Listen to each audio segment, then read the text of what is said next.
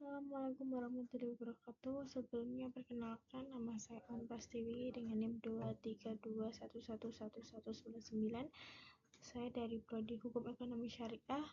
Di sini saya akan mempresentasikan yaitu General Review Hukum dan Masyarakat guna untuk memenuhi tugas akhir dari Hukum dan Masyarakat yang diampu oleh Bapak Dr. Andes Muhammad Julijanto SAG MAG.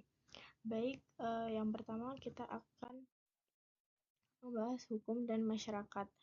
Hukum merupakan peraturan-peraturan yang tertulis maupun tidak tertulis untuk mengatur kehidupan manusia dalam hidup bermasyarakat serta memberikan sanksi bagi yang melanggar. Hukum dalam masyarakat itu mempunyai dua sifat, yaitu sifat pasif dan sifat aktif. Sifat pasif hukum itu terlihat dari bagaimana hukum itu dapat menyesuaikan diri dengan masyarakat.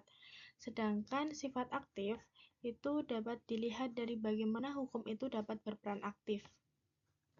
Hukum itu dilihat dari bagaimana yang dapat berperan aktif dalam menggerakkan dinamika masyarakat menuju pada suatu perubahan. Sedangkan kita akan berkaitan atau kita akan membahas yang berkaitan dengan hukum dan masyarakat, yaitu ada sosiologi.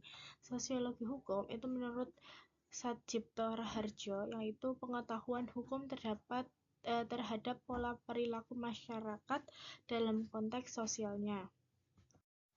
Kita menuju ke materi yang kedua, yaitu hukum dan kenyataan. Hukum dan kenyataan merupakan dua aspek yang saling berinteraksi dalam kehidupan masyarakat. Hukum sebagai norma yang mengatur kehidupan sosial tidak hanya terdiri atas aturan tertulis yang dibuat oleh pemerintah, tetapi juga mencakup norma-norma tidak tertulis yang berkembang dalam masyarakat. Hubungan antara hukum dan kenyataan sosial itu bersifat timbal balik.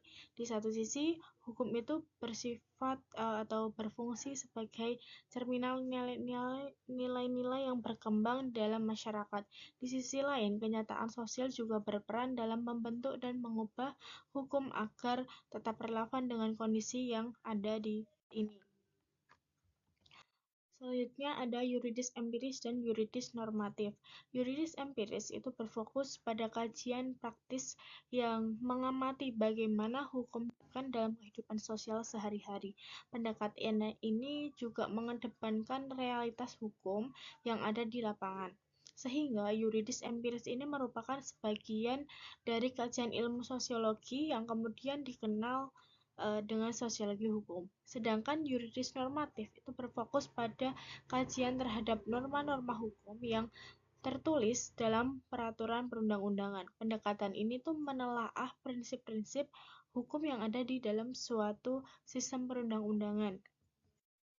Baik, yang selanjutnya ada mazhab dan pemikiran hukum, yaitu positivisme.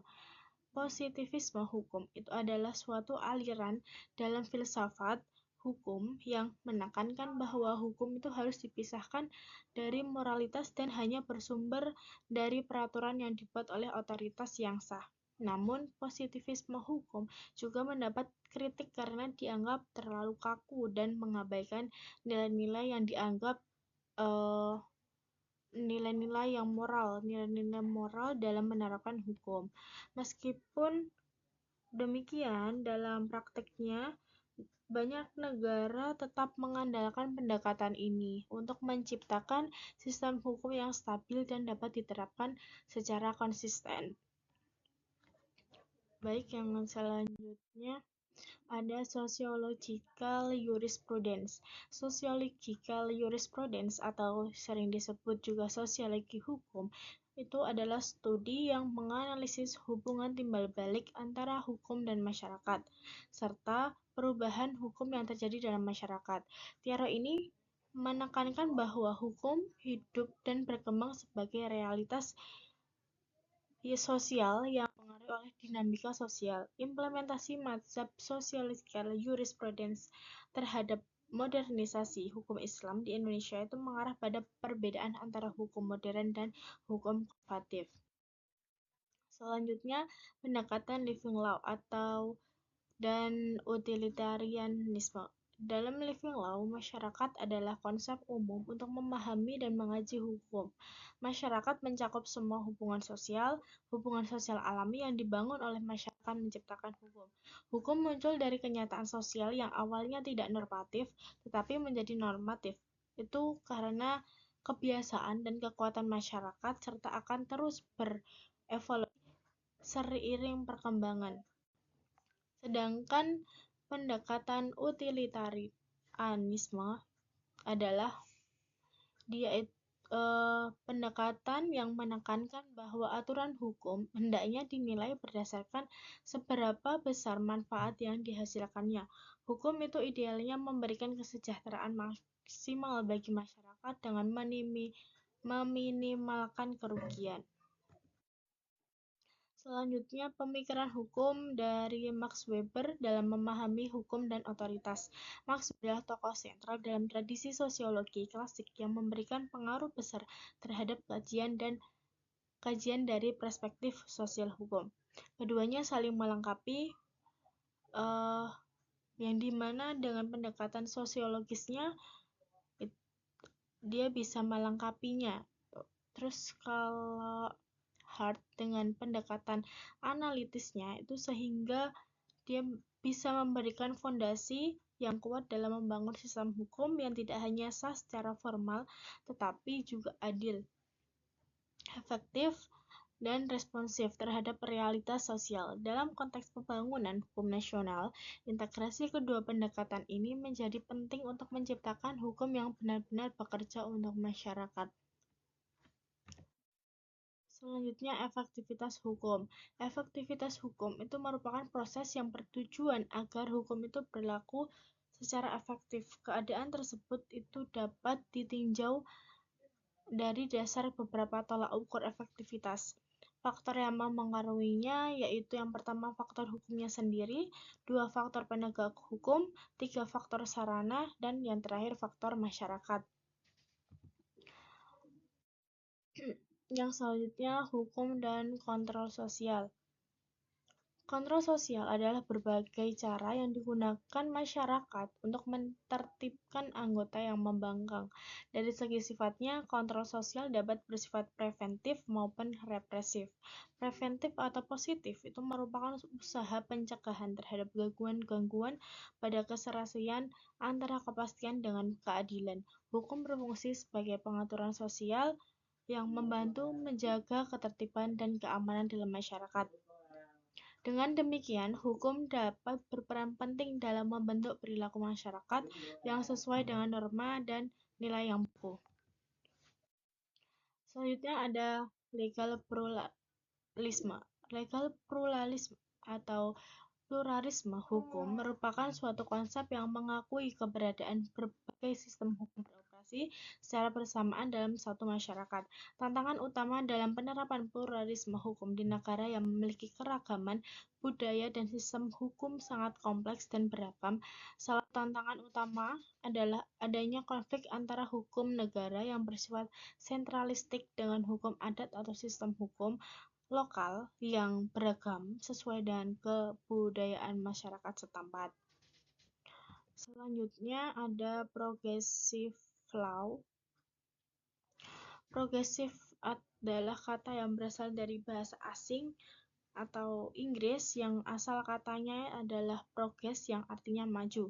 Hukum progresif berarti hukum yang bersifat maju. Karakteristik dari hukum progresif yang pertama humanistik atau moralistik, yaitu mengedepankan nilai-nilai kemanusiaan dan keadilan. Yang kedua anti-positivistik, yaitu tidak tunduk secara mutlak pada aturan tertulis. Yang ketiga fungsional dan kontekstual, melihat hukum dalam kaitannya dengan realitas sosial. Yang keempat progresif dan inovatif, yaitu penemuan hukum. Terus yang kelima holistik, menganggap hukum itu sebagai bagian dari sistem sosial. Yang terakhir ada bersifat dinamis, menganggap hukum sebagai tes yang terus berkembang mengikuti dinamika masyarakat. Yang selanjutnya ada Socio-Legal Studies. Socio-Legal Studies adalah pendekatan kajian hukum yang memadukan perspektif hukum dengan ilmu sosial seperti sosiologi, antropologi, politik, hingga gender studies. Reformasi legislasi harus melibatkan berbagai pemangku kepentingan yang melalui proses partisipatif, seperti yang terlihat dalam pembentukan UU Desa. Terus pendidikan hukum itu harus mengintegrasikan dimensi sosial agar lulusan lebih peka terhadap masalah hukum masyarakat. Yang selanjutnya ada sosiologis.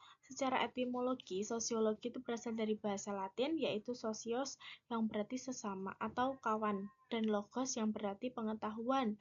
Sosiologi didefinisikan sebagai ilmu tentang masyarakat secara umum. Sosiologi hukum Islam adalah ilmu yang mempelajari hukum Islam dalam konteks sosial.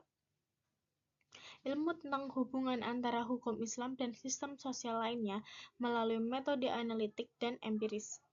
Pendekatan sosiologis dalam hukum Islam itu melihat hukum tidak hanya sebagai teks normatif, tetapi juga sebagai bagian dari dinamika sosial. Dalam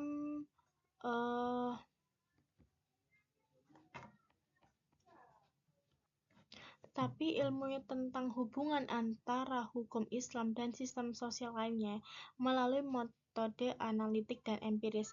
Pendekatan sosiologi hukum dalam hukum Islam melihat hukum tidak hanya sebagai teks normatif tetapi juga sebagai bagian dari dinamika sosial. Pendekatan ini menekankan pentingnya fleksibilitas dan kontekstualisasi agar hukum Islam tetap relevan, adil, dan responsif terhadap perubahan masyarakat modern tanpa meninggalkan nilai-nilai dasar syariah.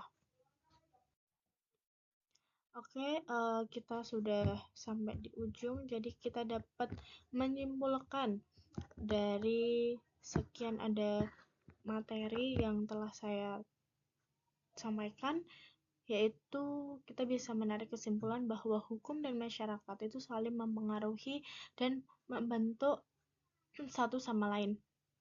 Hukum tidak bisa berdiri sendiri sebagai aturan normatif, tetapi juga berkembang dari kenyataan sosial dan budaya masyarakat. Pendekatan hukum tidak hanya mengandalkan aturan tertulis atau positivistik, cenderung kaku dan kurang responsif terhadap dinamika masyarakat, sehingga diperlukan pendekatan lain seperti sosiologis, progresif, dan empiris yang lebih adaptif dan kontekstual. Studi hukum yang efektif dan relevan membutuhkan pendekatan multidisipliner yang tidak hanya memahami hukum dari sisi normatif, tetapi juga dari sisi sosial, budaya, dan realitas kehidupan masyarakat. Baik, sekian dari saya, kurang lebihnya mohon. Wassalamualaikum warahmatullahi wabarakatuh.